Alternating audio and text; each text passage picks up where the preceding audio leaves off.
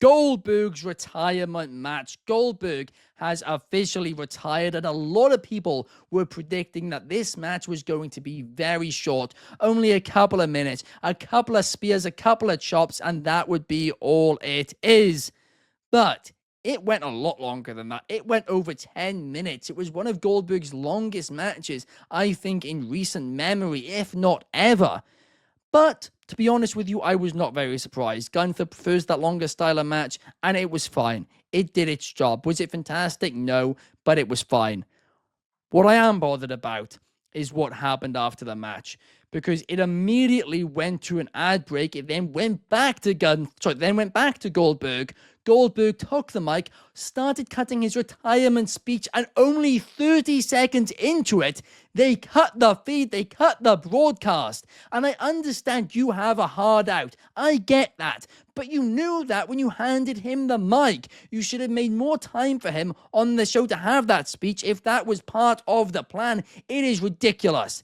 And something new which has happened, honestly, in the last 6 months or so, is media, mainstream, if you want to call them that, like news outlets and stuff, reach out to me for a comment or insight when certain big things in wrestling happen. It is usually either Vince McMahon related or like WrestleMania related or something like that.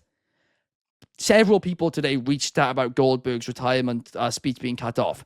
That is how big of a deal this is. This is being run as like a big news story. I think BBC News covered it this morning.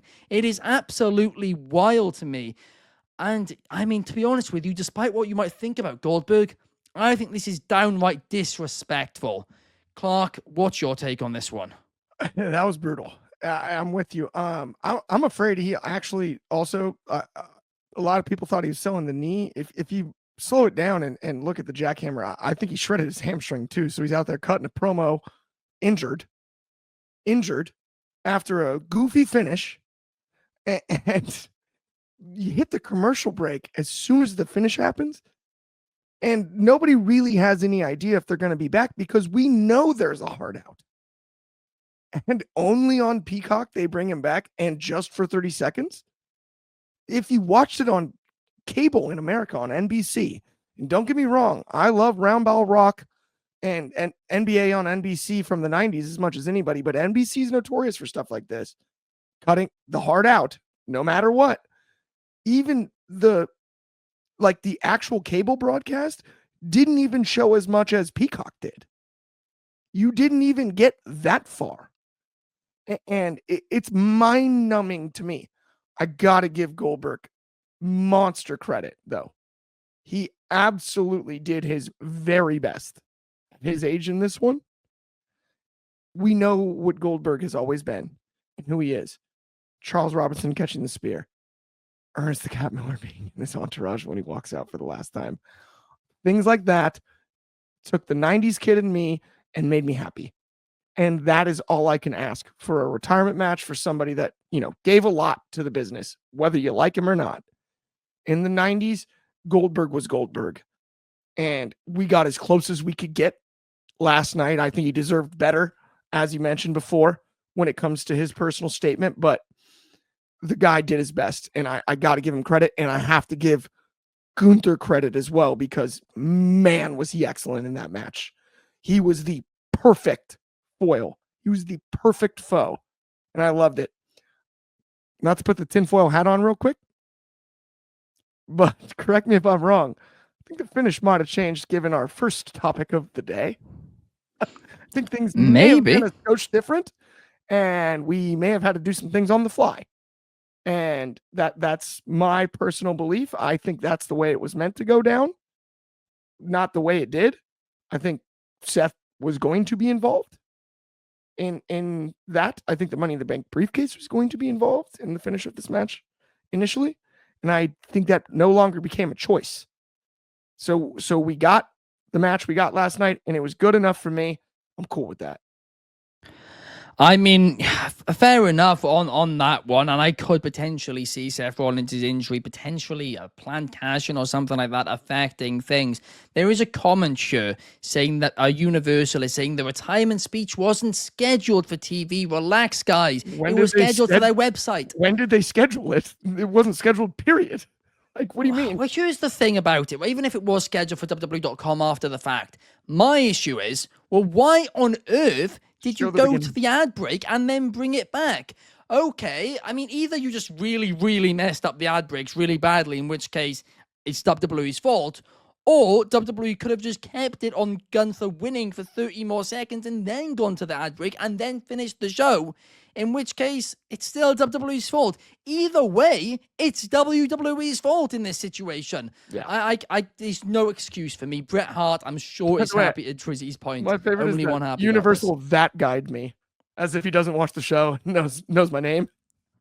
Oh, all that guy said is 100% wrong. I mean, I'm Clark. Nice to meet you, Universal. the injury might be wrong, but other than that, I agree with you on it. But numero one is saying it was a good main event. I did laugh a little bit that they cut off Goldberg's speech. Maybe payback for taking issue with others using the spear. I feel you got bad Charles for Robinson. Mini Flair took the best spear of the night. I feel bad. I still do. Chaos, what did you think about this entire match? Yeah, I mean the match itself was fine. You know, Gunther definitely tried his best to make Goldberg look good. You could see that Goldberg was not in the greatest shape. I mean, he looked good, like physique wise, but you could tell, like, you know, even from his entrance, he had a slight limp. Obviously, he had the brace, and he said previously that his knees jacked up from doing the spear and all that kind of stuff. So there were, you know, everything was catching up to him, you know, at his age. But yeah, Gunther did try his best to make Goldberg look as a potential threat to his world championship.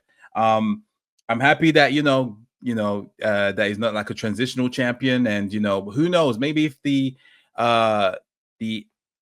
injury to Seth that might have played a part in this main event.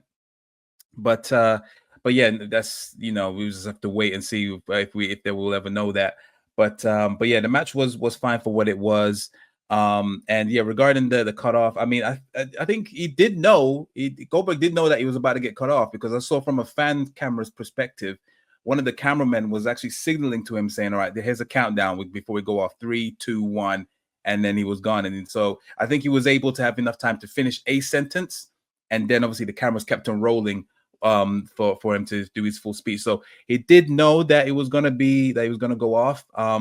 But yeah, it wouldn't surprise me if this was a Triple H move. The guy is so petty, and you could tell even back when he showed up at Bad Blood, and you could see in Triple H's face, he just does not care for Goldberg. He just didn't want this thing to happen between him and Gunther, but he had to obviously make this happen. This was the promise that he was given when, you know, who was in charge for him to have, you know, that one final match. So yeah, it wouldn't surprise me if that was a slight dig to Goldberg, you know, from Triple H. But yeah, it is what it is.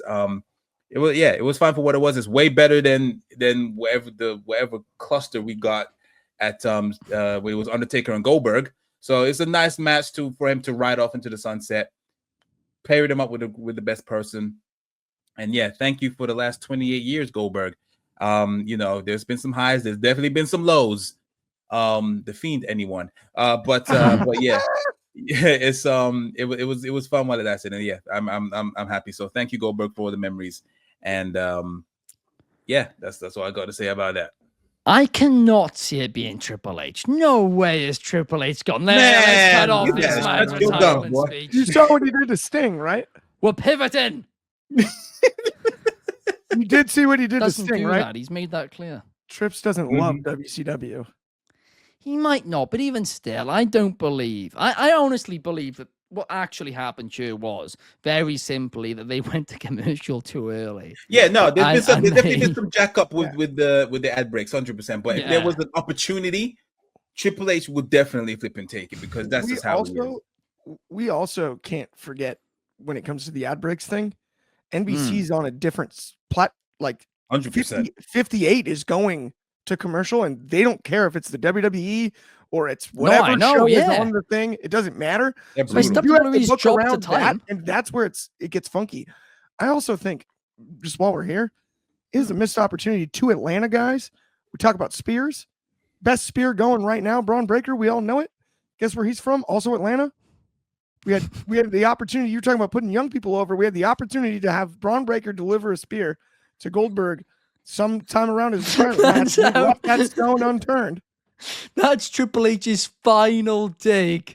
And Get Braun Breaker away from him. Just having during the retirement speech, Braun Breaker. No reason. Watch this spear. He's launching from the entrance ramp. That's how far he's just launching, just going straight to the ring. Oh, that's where I think the Seth injury. I think the plan may have been.